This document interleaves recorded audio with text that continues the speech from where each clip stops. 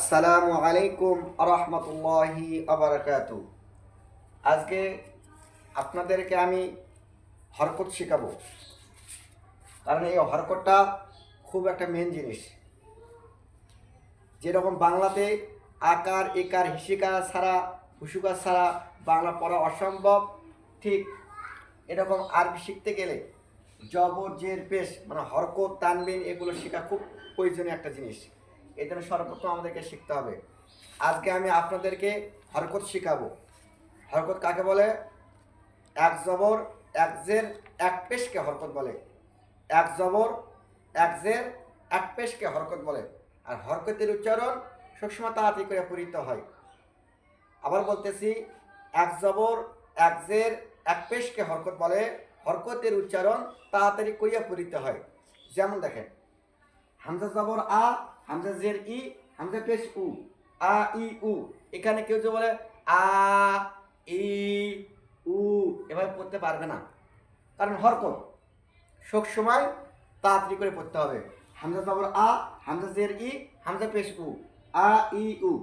একটা মূল বিষয় হলো, এই যে আলিফের উপর যখন জবর জের পেশ, এই আলিফে যখন জবর জের পেশ এবং যজন থাকবে, তখন ওই আলিফকে হামজা বলতে হবে।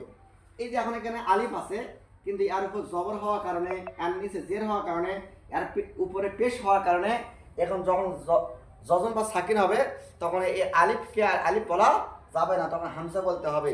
যেমন এখন যদিও আলিফ আছে, কিন্তু আলিফ বলা যাবে না, কারণ আলিফের উপর জবর জের পেশ হয়েছে, অর্থাৎ হরকত হয়েছে। এই জন্য বলতে হবে হামজা। আর হামজার উচ্চারণ আর আলিফের উচ্চারণ একই, এই জন্য বলতে হবে হামজা জবর আ, হামজা জের ই, হামজা পেশ উ।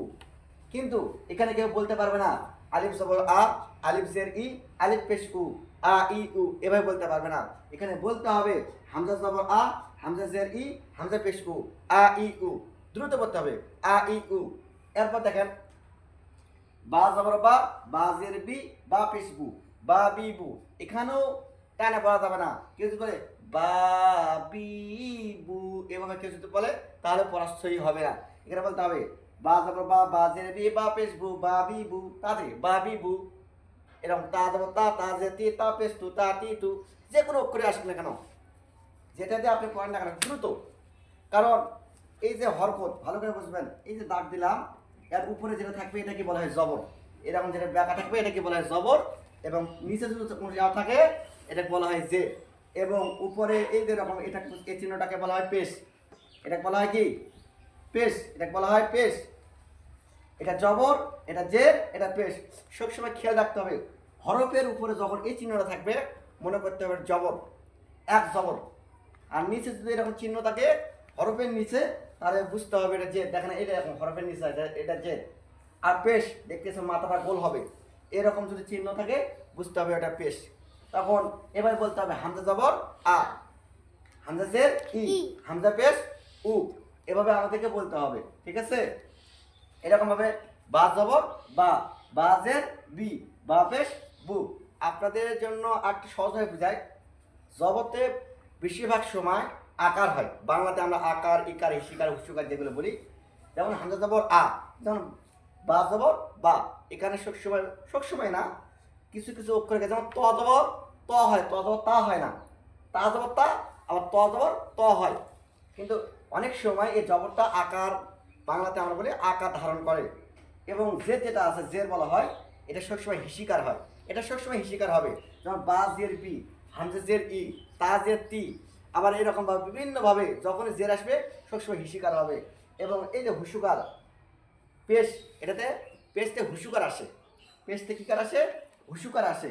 আমরা যখন এই অক্ষরটা দেখব, তখন আমরা মনে করবো হুসুকার। যেমন দেখেন, হামজা পেশ উ, বা পেশ বু, তা পেশ তু। এরকমভাবে হুসুকার দিয়ে দেবো, তাহলে আপনার আমার পড়া সহি হয়ে যাবে। এই জন্য আমাদের সর্বপ্রথমে এটা মুখস্থ করতে হবে, হরকত কাকে বলে। হরকত বলা হয় এক জবর এক জের এক পেশকে হরকত বলে। আমি আবার বলতেছি, এক জবর এক জের এক পেশকে হরকত বলে। আর এই হরকতের উচ্চারণ তাড়াতাড়ি করিয়া পড়িতে হয়। এটা আপনাকে আমাকে জব্দ করতে হবে। যদি এটা আপনি জব্দ করতে পারেন, তাহলে আপনার জন্য পড়া সহি হয়ে যাবে, আপনার জন্য পড়া সহজ হয়ে যাবে। কারণ কোরআন শরীফ পড়তে গেলে কোরআন শরীফে কিছু কায়দা আছে, এই কায়দা কানুন যে ভালো করে পড়তে পারবে তার জন্য কোরআন শরীফ পড়া সহি হয়ে যাবে। যাই হোক, আজকে আমাদের হরকত নিয়ে আলোচনা ছিল। ইনশাল্লাহ আপনাদেরকে আমি পর্যায়ক্রমে এইভাবে আপনাদেরকে শিখে দেওয়ার চেষ্টা করব।